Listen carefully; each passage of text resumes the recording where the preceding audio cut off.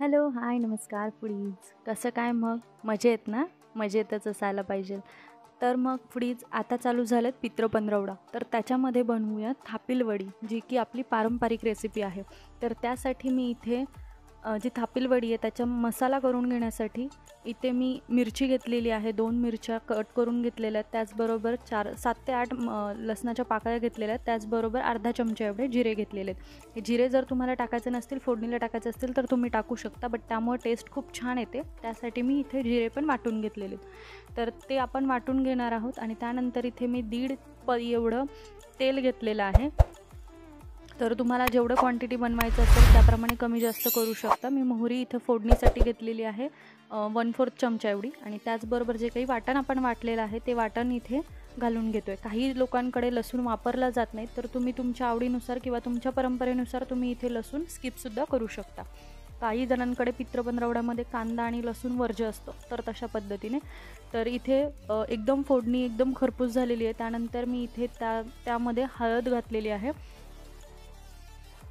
आणि हे सगळं काही व्यवस्थित आपण मिक्स करून घेतो आहे. इथे मी गॅस बंद यासाठी केला होता कारण की फोडणी जेव्हा आपण टाकतो तर त्यावेळेस पाणी टाकताना फोडणीचा ठसका उठतो, तर त्यासाठी मी इथे गॅस बंद केला होता. आणि त्यानंतर पुन्हा एकदा मी गॅस चालू करून पाणी टाकल्यानंतर मीठ टाकून घेते चवीनुसार आणि पुन्हा एकदा गॅस आपण चालू करतो आहे. तर फूडीज ह्या चॅनलवरती जर का नवीन असाल तर लाईक, शेअर आणि सबस्क्राईब करायला विसरू नका. त्याचबरोबर आपला जो दुसरा चॅनल आहे आस्वाद मनांचा आर्ट अँड क्राफ्ट, ज्याच्यावरती आपल्याला आरी वर्क सध्या चालू आहे. त्याचबरोबर ज्वेलरी आणि एम्ब्रॉयडरी हे सगळे काही त्याच्यावरती चालू आहेत. तर त्यासाठी त्याही चॅनलला लाईक, शेअर आणि सबस्क्राईब करायला विसरू नका. तर आता याच्यामध्ये आवडीनुसार कोथिंबीर, गरजेनुसार कोथिंबीर आपण ॲड करतो आहे. चांगली उकळी, ज्या पद्धतीने उकळी दाखवली त्या पद्धतीने उकळल्यानंतरच चाळणीच्या सहाय्याने बेसन पीठ टाकून घ्यायचं आहे. मी इथे अर्धा कप एवढं जे काही पाणी आहे तर ते अर्धा कप एवढं वापरलेलं आहे. त्याचबरोबर अर्धा कप एवढंच मी इथे बेसन वापरलेलं आहे, कारण मी टाकताना 1 कप टाकलं आहे, बट मला अर्धा कप एवढंच बेसन लागलेलं आहे. अर्धा कप माझं तसंच राहिलेलं आहे. तर हे आपण व्यवस्थित चाळणीच्या सहाय्याने चाळून घ्यायचं आहे आणि त्यानंतर खाली त्याचबरोबर आपल्याला हलवत राहायचं आहे, म्हणजेच गुठळ्या नाही होऊन द्यायच्यात तिथे कुठेही. तर त्यासाठी हे व्यवस्थित चाळून घ्यायचं आहे. तुम्ही बघू शकता की इथे एका साईडला चाळायचं आणि एका साईडला लगेचच आपल्याला त्याच्या जे काही गुठळ्या होतात ते खाली जे काही बेसन आहे तर ते व्यवस्थित हलवून घ्यायचं आहे, जेणेकरून त्याच्यामध्ये गाठी झाल्या नाही पाहिजेत. कारण आपण ज्यावेळेस मार्केटमधून जे काही बेसन आणतो त्याच्यामध्ये ऑलरेडी गाठी असतात. तुम्ही बघू शकता की मी इथे चाळलेलं नाही आहे आधी बेसन, डायरेक्टली तुम्हाला दाखवते आहे. तर त्यासाठी जर का तुम्ही असंच जर बेसन टाकलं तर त्याच्या खूप मोठ्या मोठ्या गाठी होतात आणि त्यामुळे जी काही वडी आहे तर त्याचं टेक्स्चर चांगलं नाही येत, म्हणजेच की ते लवकर लवकर तुटतात आणि ज्या काही गाठी आहेत त्या कच्च्या कच्च्या लागतात. तर त्यासाठी आता हे व्यवस्थित सगळं काही आपल्याला हलवून घ्यायचं, एकजीव करायचं जोपर्यंत आपलं पीठ त्या पाण्यामध्ये मावतं आहे. जरी तुम्ही ह्या क्वांटिटीनुसार जरी नाही घेतलं तरीसुद्धा जोपर्यंत जेवढं तुम्ही पाणी घेतलेलं आहे तेवढंच तुम्हाला पीठ याच्यामध्ये ॲड करत राहायचं, जोपर्यंत आपलं जे काही पीठ आहे तर ते एकदम बाइंडिंग व्यवस्थित होत नाही, कढई सोडत नाही. तुम्ही बघू शकता की मी इथे टाकूनसुद्धा दाखवलं आहे तुम्हाला की कशा पद्धतीने त्याचा एक गोळा तयार होतो. ज्यावेळेस ते कढई सोडतं त्यावेळेसच आपल्याला हे बंद करायचं आहे आणि त्यानंतर एक 5 मिनिटांसाठी त्याच्यावरती झाकण मंद गॅसवरती ठेवायचं. ही सगळी प्रोसिजर आपली जी आहे ती मंद गॅसवरती करायची. आता तुम्ही व्यवस्थित हलवून घ्यायचे, एकजीव करून घ्यायचं.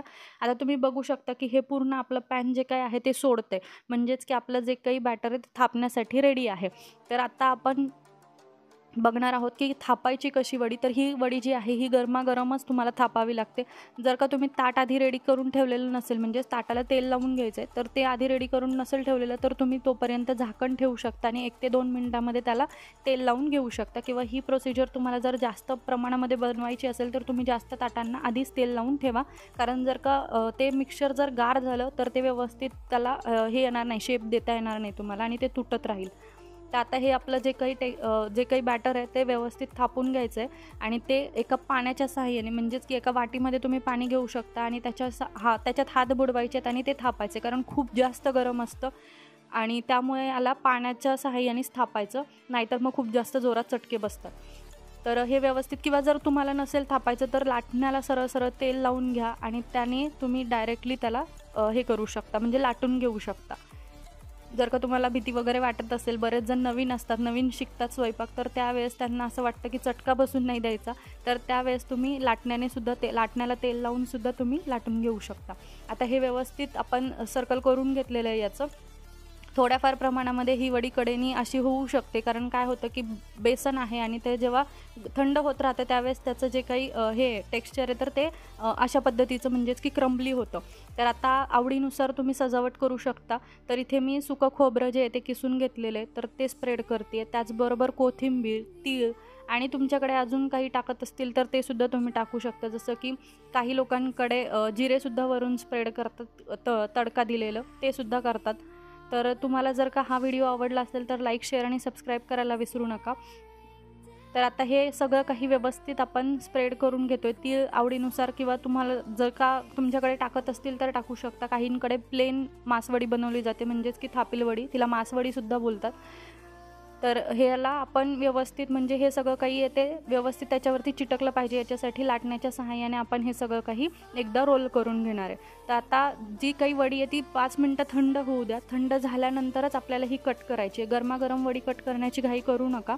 ती जेव्हा थंड होईल त्यानंतरच ही कट करा, म्हणजे त्याचं जे काही वडीचा आकार आहे तो एकदम इक्वल निघेल, नाहीतर वडीमध्ये तुटेल यासाठी. तर आता आपण हे व्यवस्थित कट करून घेणार. तुम्हाला तुमच्या आवडीनुसार जसं शेप हवा आहे तसं शेपमध्ये तुम्ही कट करू शकता. तर काही जणांना डायमंडमध्ये आवडते, काही जणांना स्क्वेअरमध्ये, तर त्या पद्धतीने तुम्ही तुमच्या आवडीनुसार कट करू शकता. तर तुम्हाला जर का हा व्हिडिओ आवडला असेल तर नक्की कळवा की आणि तुमचे काही सजेशन्स असतील तर ते सुद्धा नक्की कळवा. तर पुन्हा एकदा भेटूयात अशाच नवीन व्हिडिओसोबत. तोपर्यंत धन्यवाद.